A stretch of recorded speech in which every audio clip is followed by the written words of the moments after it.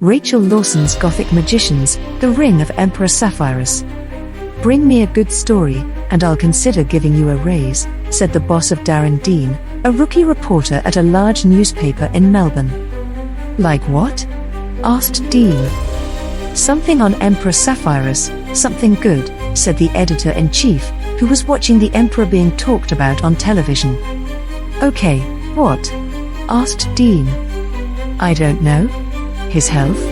You think of something," said the boss. "How he never talks about his health," said Dean.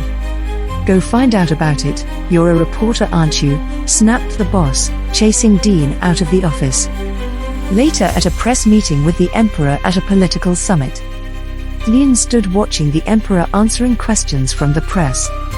"My emperor, is it true you are going to be at the ball on Tuesday at the Alexander Theatre?" asked a reporter.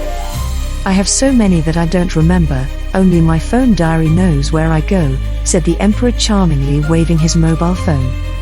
"Well, are you?" asked the reporter.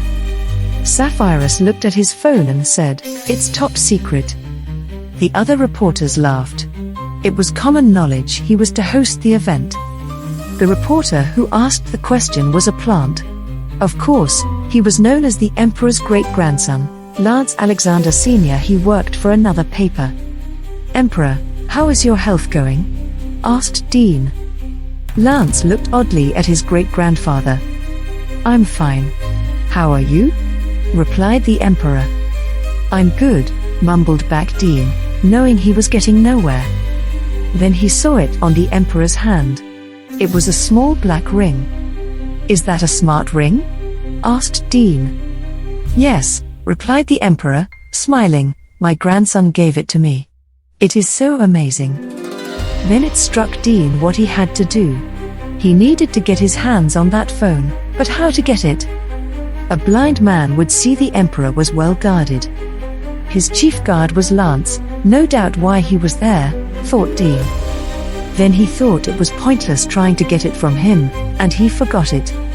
After the meeting of the press, Dean went for lunch at a cafe. The emperor and Lance had apparently had the same idea, and they sat at the table next to him and chatted for a while and left. Dean listened curiously as he sipped coffee and ate. When the emperor left the cafe, something strange happened. Dean noticed the emperor had absent-mindedly forgotten his phone, which he was playing with as he drank. Not an odd thing in a cafe. But Dean saw it and thinking at first of returning it to him as most people would, then his mind was haunted by what his boss had said about finding out something about the emperor, and he might get a raise, and the smart ring came to his mind. He had health data on the emperor. Dean took the phone and stowed it in his pocket and left the cafe. Later, when he was at home, he sat thinking about what he should do with the phone. It rang with a SMS. He looked at the phone. It said it was from Angela. Dean thought it must be a friend of the emperor. He grew curious who they were. So he tried to read the SMS. To his surprise, the phone was unlocked so he could just open the SMS app and read his SMSs. Angela only asked him to bring home some milk. Which was odd, the emperor was a widower and was living alone. So this drew in Dean more. He thought the emperor was hiding an affair. He soon found he was right, this woman was his partner. He thought he had a story. On a whim, he thought he'd look at the health apps. When he opened the Smart Ring app, he found a bigger story, of a mystery.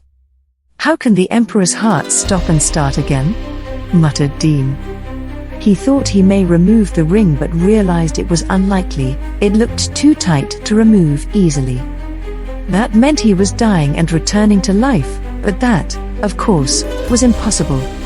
Thoughts came to him of a man noted for that happening who had been deposed as an emperor as a semi-dead man who died and came to life again. The man was the emperor's grandson. Or was he? Both the grandson Blake and the grandfather were noted as time travelers, and both were having affairs with women called Angela. Angela was Blake's wife. Then it struck him. Somehow, they were the same man. He had to be careful, as the man was the king of the Grim Reapers. His son Lance he supposed was the necromancer, a serial killer. He had a story which would get him made permanent staff for sure, he thought. He started to write his notes for the story and rang his work and told his boss he had the biggest story ever. When he finished the last draft of the story, he cautiously went to his work with it and the phone. He knew if he was caught he'd end up dead, he knew too much. He walked into his boss's office, thinking he'd been lucky to get that far alive. "What is your story, Darren?" asked the boss, noting Dean's nerves. "The biggest story you will ever read," said Dean, handing over his manuscript. "It must be by the way you look," said the boss, taking it to read. He read the manuscript and turned pale with shock. "Will you print it?" asked Dean. "No, I can't, they will kill us," stammered back the boss. "What? I did this for you? Are you mad? This is the biggest story we have the necromancer and the emperor dead to rights," snapped Dean. "Give him back his phone and forget it, or they'll kill you," the boss pleaded. Dean took back the manuscript and left. Days later, while the emperor danced with Angela, Blake's wife, a man ran at him with a knife to kill the emperor and prove him immortal. The man knew he was dead if he didn't try to kill him too. The emperor cried in pain, "I have you, traitor," whispered Dean, who blinked and dropped dead with a knife in his back. "Are you all right?" asked Lance, who threw the knife at Dean. "Flesh wound," said the emperor. The police found at the home of Dean a phone which disappeared, thought stolen, and a lot of notes and stories accusing the emperor of being his grandson. He was raving, and he lost his mind and was trying to kill the emperor because of it. His boss said nothing of their meeting for fear of his life. The phone had indeed been stolen. It was by the coroner Blake, who returned it to his grandfather, who destroyed the ring and deleted the app.